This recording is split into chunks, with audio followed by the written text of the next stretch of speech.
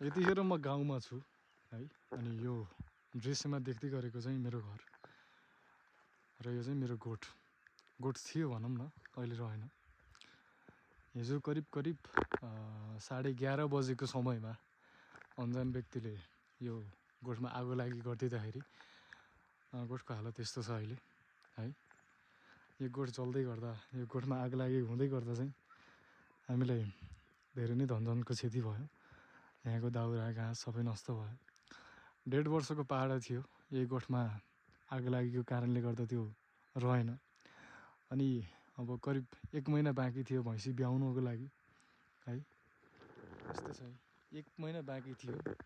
पहाड जलेर यो त्यसको शरीरबाट निस्केको यो भित्रबाट है, आन्द्राभुँडी सबै यहीँ यस्तो भएछ जलेर। अनि भैँसी ब्याउन चाहिँ 1 महिना बाँकी थियो। त्यो भैँसीको नि बाँच्ने अवस्थै छैन। म तपाईँहरूलाई भिडियो पनि देखाउँला, अझै आगो पुग्दैरहेको छ। गर्न त हिजो यो गाउँ समुदायका मान्छेहरूले हेल्प गरिदिनु भएछ आगो निभाउनलाई है। यो आगो त निभाएँ, तर मैले मेरो आमाको मनमा बलेको त्यो राप चाहिँ अझै मेटाउन सकिनँ।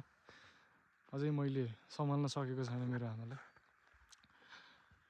ठिकै छ, जसले पनि गर्नुभयो एकदम राम्रो गर्नुभयो। तपाईँले हिरा रोपेर जानुभएको छ, अब हिरा फलेपछि हामी तपाईँलाई इन्भाइट गर्छौँ, आउनुहोस् लैजानु होला तपाईँको हिरा है। एकदम राम्रो गरिदिनु भयो।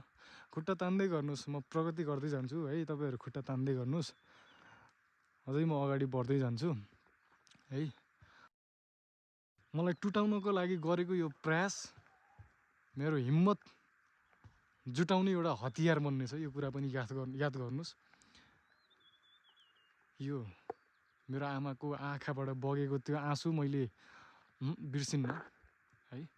जो पनि हुनुहुन्छ तपाईँ, एक न एक दिन तपाईँको परिचय खुल्छ नै। तपाईँलाई त्यही बेला म राम्रैसँग सम्मान गर्नेछु। तपाईँको काम एकदम अविस्मरणीय छ।